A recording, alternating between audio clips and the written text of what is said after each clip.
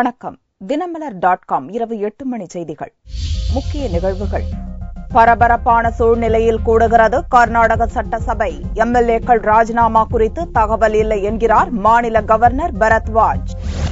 விஸ்வரூபம் திரைப்படத்திற்கு 144 தடை உத்தரவு தமிழகத்தில் நீக்கம். 8ஆம் தேதி படத்தை திரையிட ஏற்பாடு. பயிரிழப்புக்கு நிவாரணம் கோரி டெல்டா மாவட்ட விவசாயிகள் ஆர்ப்பாட்டம். முல்லை பெரியாறு பாசன பகுதிகளிலும் எதிர்பார்ப்பு. விரிவான செய்திகள். பரபரப்பான சூழ்நிலையில் கர்நாடக மாநில சட்டசபை திங்களன்று கூடுகிறது. பாரதிய ஜனதாவைச் சேர்ந்த 14 எம்எல்ஏக்கள் ராஜினாமா செய்த தகவல் தனக்கு வரவில்லை என்று கவர்னர் பரத்வாஜ் தெரிவித்துள்ளார். கர்நாடகாவில் ஜெகதீஷ் ஷெட்டர் தலைமையிலான பாரதிய ஜனதா ஆட்சி நடந்து வருகிறது. இதில் எடியூரப்பா ஆதரவு எம்எல்ஏக்கள் 14 பேர் சனிக்கிழமை ராஜினாமா செய்துவிட்டு கர்நாடக ஜனதா கட்சியில் ஐக்கியமாகிவிட்டதாக தகவல்கள் வெளியாகின. இதனால் பாரதிய ஜனதா பெரும்பான்மையை இழந்துவிட்டதாகவும் செய்திகள் வெளியாகின. இதுகுறித்து கர்நாடக மாநில கவர்னர் பரத்வாஜ் ஞாயிற்றுக்கிழமை கூறுகையில், எம்எல்ஏக்கள் யாரும் என்னை வந்து பார்க்கவில்லை என்றும் இவை அனைத்தும் ராஜ்பவனுக்கு வெளியே நடக்கும் விஷயம் என்றும் தெரிவித்தார். I have already told you that no political party has given any information to you on resignations, and these people also have not approached me. So it is happening outside Rajbhavan. I have summoned the house tomorrow.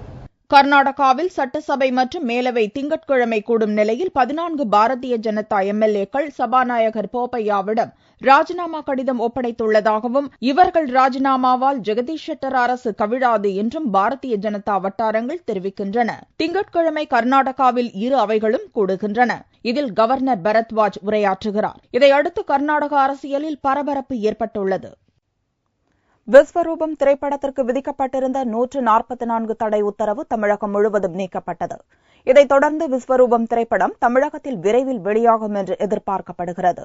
விஸ்வரூபம் திரைப்படத்தில் சர்ச்சைக்குரிய காட்சிகள் இடம்பெற்றுள்ளதால் தமிழகத்தில் சட்டம் ஒழுங்கு பிரச்சினை ஏற்படும் என கூறி அப்படத்தை வெளியிட அரசு தடை விதித்தது. அதைத் தொடர்ந்து மாவட்ட கலெக்டர்களும் விஸ்வரூபம் திரைப்படத்திற்கு அந்தந்த மாவட்டத்தில் 144 தடை உத்தரவு பிறப்பித்தனர். இந்நிலையில் சனிக்கிழமை அன்று இப்படம் வெளியிடுவது குறித்து முஸ்லிம் அமைப்புகள் மற்றும் கமல்ஹாசனுடன் அரசு நடத்திய முத்தரப்பு பேச்சுவார்த்தையில் சுமூக உடன்பாடு ஏற்பட்டது. சர்ச்சைக்குரிய காட்சிகளை நீக்கிக் கொள்ள கமல்ஹாசன் சம்மதம் தெரிவித்தார். இதையடுத்து விஸ்வரூபம் திரைப்படம் வெளியிடப்படும் என்று அரசு அறிவித்தது. அதன்படி அப்படத்திற்கு மாவட்டங்களில் விதிக்கப்பட்டிருந்த 144 தடை உத்தரவு ஞாயிற்றுக்கிழமை அன்று நீக்கப்பட்டது. அந்தந்த மாவட்ட கலெக்டர்கள் தடையை நீக்குவதாக அறிவித்தனர். சென்னையில் மாநகர கமிஷனர் தடையை நீக்கி உத்தரவிட்டார். இதைத் தொடர்ந்து விஸ்வரூபம் திரைப்படம் தமிழகம் முழுவதும் விரைவில் வெளியிடப்படும் என்று எதிர்பார்க்கப்படுகிறது.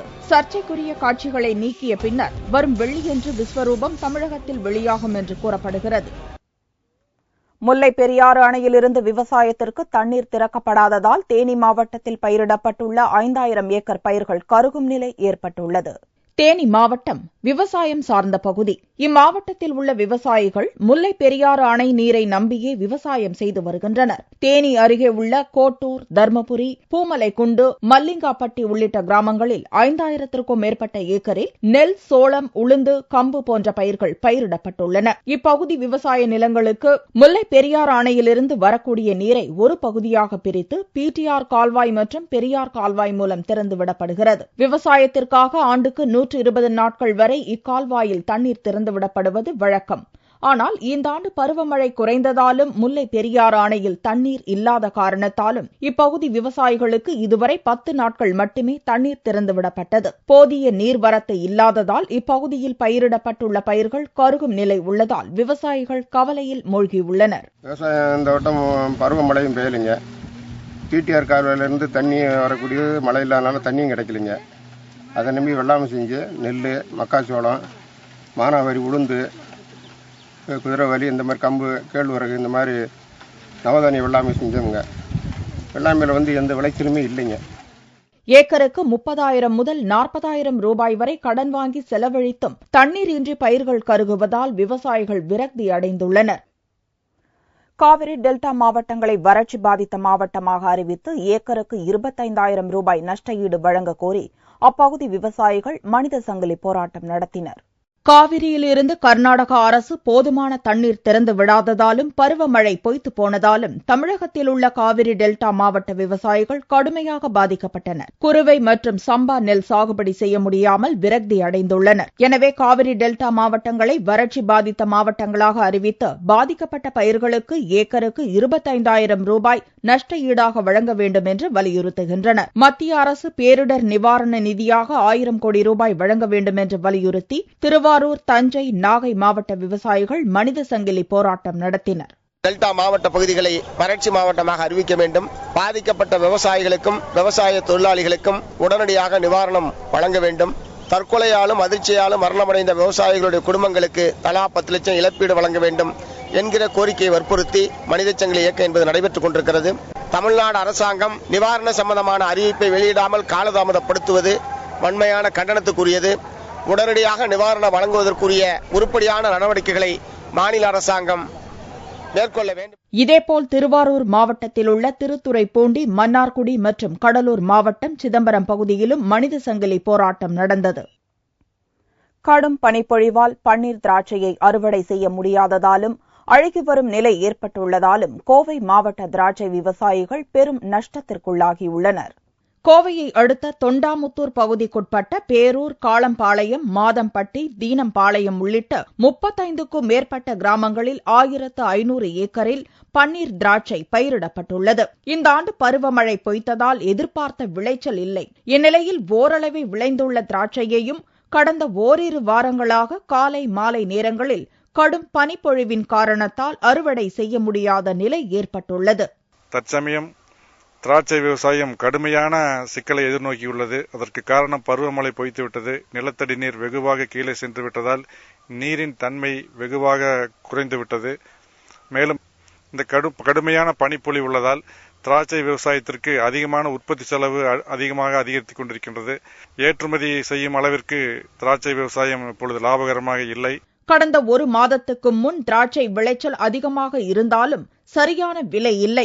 ஆனால் தற்போது கடும் பனிப்பொழிவு உள்ளிட்ட காரணங்களால் விளைச்சல் கணிசமாக குறைந்தும் கூட குளிர்காலம் என்பதால் திராட்சை விலை கடும் வீழ்ச்சி அடைந்துள்ளது. இதனால் திராட்சை விவசாயிகள் பெரும் நஷ்டத்திற்குள்ளாகியுள்ளனர். பெட்ரோல், டீசல் விலையை நிர்ணயிக்க நிபுணர் குழுவை அமைக்க வேண்டும் என்று பிரதமர் மன்மோகன் சிங்கிற்கு மத்திய பெட்ரோலியத்துறை அமைச்சர் வீரப்ப மொய்லி கடிதம் அனுப்பியுள்ளார். மத்திய பெட்ரோலியத்துறை அமைச்சர் வீரப்ப மொய்லி ஞாயிற்றுக்கிழமை பிரதமருக்கு ஒரு கடிதம் அனுப்பினார். அதில் சர்வதேச சந்தையில் கச்சா எண்ணெய் விலை உயர்விற்கேற்ப பெட்ரோல், டீசல் மீதான விலையை எண்ணெய் நிறுவனங்களே நிர்ணயித்துக் கொள்ள மத்திய நிதி அமைச்சகம் முடிவு செய்துள்ளதை குறிப்பிட்டுள்ளார். எண்ணெய் நிறுவனங்களுக்கு ஏற்படும் நஷ்டத்தை சரி செய்யும் விஷயத்தில் கச்சா எண்ணெய் ஏற்றுமதி, இறக்குமதிக்கான சுங்க வரி விதிப்பு முறையில் சமநிலை ஏற்படுத்த வேண்டும் என்று நிதி அமைச்சகம் கூறியதை சுட்டிக்காட்டியுள்ள மொய்லி, இதில் பிரதமர் தலையிட்டு தகுந்த நிபுணர் குழுவை அமைத்து விலை உயர்வு மற்றும் சுங்க வரி விதிப்பு முறையை ஒழுங்குபடுத்த வேண்டும் என்று தனது கடிதத்தில் வலியுறுத்தியுள்ளார். தேசிய ஜனநாயக கூட்டணியின் பிரதமர் வேட்பாளரை அரசியல் கட்சிகளோ சாதுக்களோ தீர்மானிக்க முடியாது என்று ஐக்கிய ஜனதா தளத்தின் செய்தி தொடர்பாளர் சிவானந்த் திவாரி தெரிவித்துள்ளார். வரும் 2014ஆம் ஆண்டு நடக்கவுள்ள லோக்சபா தேர்தலில் தேசிய ஜனநாயக கூட்டணியின் பிரதமர் வேட்பாளராக குஜராத் மாநில முதல்வர் நரேந்திர மோடியை அறிவிக்க வேண்டும் என்று விஸ்வ இந்து பரிஷத் உட்பட பல்வேறு அமைப்புகள் முன்மொழிந்து வருகின்றன. இந்நிலையில் நரேந்திர மோடி பிரதமர் வேட்பாளராக அறிவிக்கப்பட வேண்டும் என்ற பல்வேறு சாதுக்களும் ஆதரவு தெரிவித்துள்ளனர். இதுகுறித்து அயோத்தியாவில் உள்ள அனுமந்த் கார்கி கோவிலைச் சேர்ந்த சாது கியான்தாஸ் கூறுகையில், இந்து சாதுக்கள் நரேந்திர மோடி பிரதமராவதை விரும்புகிறோம் என்றும் தங்கள் விருப்பம் நிறைவேறினால் மகிழ்ச்சி அடைவோம் என்றும் கூறினார். संत तो पहले से उनको मानती है, नरेंद्र मोदी जी को. हम अपना हमसे पूछिए, हम उनको बहुत मानते हैं. हम उनको प्रधानमंत्री के रूप में बहुत दिन से देखना चाहते हैं. वह सौभाग्य उनको प्राप्त हो जाए तो हम बहुत खुश होंगे. நரேந்திர மோடியை பிரதமர் வேட்பாளராக சாதுக்கள் வரவேற்றுள்ளதற்கு பாட்னாவில் செய்தியாளர்களிடம் கருத்து தெரிவித்த ஐக்கிய ஜனதா தள செய்தி தொடர்பாளர் சிவானந்த் திவாரி, அரசியல் கட்சிகளோ சாதுக்களோ தேசிய ஜனநாயக கூட்டணியின் பிரதமர் வேட்பாளரை முடிவு செய்ய முடியாது என்றும், தேர்தல் பிரச்சாரத்தின் போது யாரை பிரதமர் வேட்பாளராக முன்னிலைப்படுத்த வேண்டும் என்று அரசியல் கட்சிகளுக்கு தெரியும் என்றும் கூறினார். சாதுக்கள் எப்படி இந்த முடிவை எடுக்கலாம் என்றும் திவாரி கேள்வி எழுப்பினார். மேற்குவங்கம் பரசாத் தொகுதியில் மத்திய இணையமைச்சர் தீபா தாஸ் முன்சி தைரியம் இருந்தால் போட்டியிட்டு பார்க்கட்டும் என்று திரிணாமுல் காங்கிரஸ் தலைவர் சவால் விடுத்துள்ளார். மத்திய நகர வளர்ச்சி இணையமைச்சராக இருக்கும் மேற்கு வங்கத்தைச் சேர்ந்த தீபா தாஸ் முன்சி திரிணாமுல் காங்கிரஸை அழித்து காட்டுவதாக சவால் விடுத்தார். இதற்கு திரிணாமுல் காங்கிரஸ் தலைவர் ககோலி கோஷ் தஸ்திதார் கடுமையாக விமர்சித்துள்ளார். மேக்கப் போட்டுக்கொண்டு நடனமாடுவதால் மட்டும் தலைவராக மாறி மக்களின் ஆதரவை பெற்றுவிட முடியாது என்று கூறியுள்ள ககோலி, லோக்சபா தேர்தலில் தைரியம் இருந்தால் பரசாத் தொகுதியில் போட்டியிட்டு பார்க்கட்டும் என்றார். তাদের নাচুনি একজন আছেন, সাজলে গুজলে নেত্রী হওয়া যায় না, নাচ করে টিপ পড়লে নেত্রী হওয়া যায় না। তিনি বলছেন একে নামিয়ে দেবেন, তৃণমূল কংগ্রেসের সাংসদ সদস্য একে নামিয়ে দেবেন। তাকে বললাম মমতা বন্দ্যোপাধ্যায় অনেক দূরে, ওদিকে তাকিও না, এসো বারাসাত লোকসভায় আমার বিরুদ্ধে এখানে প্রতিদ্বন্দ্বিতা করো, তৃণমূল কংগ্রেসের হয়ে আমি দাঁড়াবো, তুমি দাঁড়াও তোমার দল থেকে, মানুষ কার পাশে থাকে আমরা দেখবো। காங்கிரஸ் தலைவர் பிரியரஞ்சன் தாஸ் முன்சியின் மனைவியான தீபா தாஸ் முன்சி ஒரு கூட்டத்தில் பேசுகையில், திரிணாமுல் காங்கிரசுடன் கூட்டணி வைப்பதை விடுத்து மாநிலத்தில் காங்கிரஸை வலுப்படுத்த வேண்டும் என்று தெரிவித்தது குறிப்பிடத்தக்கது. மதுரை மரக்கடைகளில் ஏற்பட்ட திடீர் தீ விபத்தில் 75 கடைகள் எரிந்து 1 கோடி ரூபாய் மரப்பலகைகள் சாம்பலாயின. மதுரை பெரியார் பேருந்து நிலையம் அருகே மேலவாசல் பகுதியில் உள்ள மரக்கடைகளில் ஞாயிற்றுக்கிழமை அதிகாலை 5 மணிக்கு திடீர் தீ விபத்து ஏற்பட்டது. இவ்விபத்தில் 75க்கும் மேற்பட்ட மரக்கடைகள் முற்றிலும் எரிந்து சாம்பலாயின. தீயை அணைப்பதற்காக தீயணைப்பு மற்றும் மீட்புத் துறையினர் கடுமையாக போராடினர். மாநகராட்சி மற்றும் காவல்துறை வாகனங்கள் உட்பட 20க்கும் மேற்பட்ட வாகனங்களில் தண்ணீர் கொண்டு வந்து 2 மணி நேரத்திற்கும் மேல் போராடி தீயை கட்டுக்குள் கொண்டு வந்தனர். அதிகாலை நேரத்தில் தீ விபத்து ஏற்பட்டதால் உயிரிழப்பு தவிர்க்கப்பட்டது. இன்னைக்கு காலையில 4 o'clock இந்த முத்து சாலை ஒட்டிய ஹீரா நகர்ல ஒரு மேஜர் ஃபயர் ஆக்சிடென்ட் இன்னைக்கு ஒரு ரிப்போர்ட் ஆகுது. உடனே நம்ம ஃபயர் சர்வீஸ், போலீஸ், கார்பரேஷன் எல்லா டிபார்ட்மெண்ட் சேர்ந்து, ரெவன்யூ டிபார்ட்மெண்ட் சேர்ந்து எல்லாருமே வந்துட்டு உடனே நடவடிக்கையில் இறங்கினாங்க. மொத்தமாக ஒரு 56 டிம்பர் ஷாப்ஸ் அதில் எரிஞ்சிருக்கு அப்படி சொல்றாங்க. அன்பார்ச்சுனேட் இன்சிடென்ட் தான், ஆனால் உயிரிழப்பு ஒன்றும் இல்லை. இந்த தீ விபத்தில் 1 கோடி ரூபாய் மதிப்புள்ள மரப்பலகைகள் மற்றும் இரும்பு சாமான்கள் எரிந்து சாம்பலாயின. கடந்த 3 மாதங்களில் 3 முறை மதுரை மாநகரத்தில் தீ விபத்து ஏற்பட்டுள்ளது குறிப்பிடத்தக்கது. தங்கத்தின் விலையில் ஞாயிறன்று மாற்றமில்லை. 1 சவரன் தங்கம் 22,768 ரூபாய்க்கு விற்பனையானது. 1 கிராம் ஆபரண தங்கம் 2,846 ரூபாயாக இருந்தது. வெள்ளி 1 கிராம் 62 ரூபாய் 70 காசுகளுக்கு விற்பனையானது. பார்வெள்ளியின் விலை 58,635 ரூபாயாக இருந்தது.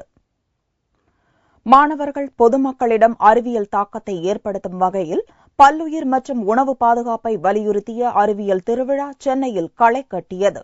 மனிதனின் அன்றாட வாழ்வில் ஒருங்கிணைந்துவிட்ட அறிவியலின் முக்கியத்துவம், அதன் ஆற்றல் மற்றும் தாக்கத்தை மாணவர்கள் பொதுமக்களிடம் கொண்டு சேர்க்கும் வகையில் சென்னை அறிவியல் திருவிழா 2013 நடந்தது. தமிழக அரசின் அறிவியல் நகரம், அண்ணா பல்கலைக்கழகம் இணைந்து துவக்கிய இவ்விழா கிண்டி காந்தி மண்டபம் சாலையில் உள்ள அண்ணா ஜெம் அறிவியல் பூங்கா மேல்நிலைப் பள்ளியில் நடந்தது. கடந்த 5 ஆண்டுகளாக அன்றாட வாழ்வில் அறிவியல் என்ற தலைப்பில் நடந்து வந்த அறிவியல் திருவிழா இந்த ஆண்டு பல்லுயிர் மற்றும் உணவு பாதுகாப்பு என்ற தலைப்பில் களை கட்டியது. ஆற்றல், பல்லுயிர், உணவு பாதுகாப்பு, பொது அறிவியல் மற்றும் சுகாதாரம் என்ற 5 பிரிவுகளில் 150 அரங்குகளில் அறிவியல் சம்பந்தமான கண்டுபிடிப்புகள், செய்திகள் இடம்பெற்றிருந்தன. 5 முறையாக அன்றாட வாழ்வில் அறிவியல் என்ற தலைப்பில் நடத்தப்பட்ட நிகழ்வு இம்முறை பன்னுயிர் மற்றும் உணவு பாதுகாப்பு என்ற கருத்தில் நடத்தப்பட்டு வருகிறது. 5 கருத்துக்களாக பிரிக்கப்பட்டு அரங்குகள் அமைக்கப்பட்டுள்ளன.